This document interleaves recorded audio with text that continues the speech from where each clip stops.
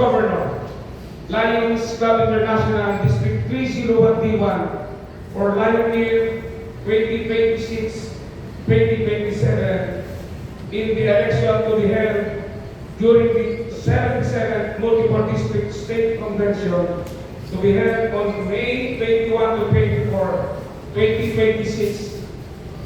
at Subic Bay Free for Zone, Subic Bay, Zambales, Philippines,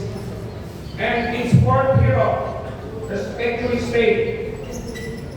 that I possesses all the qualifications required and none of the disqualifications of a candidate for second vice district governor, being an active member in good standing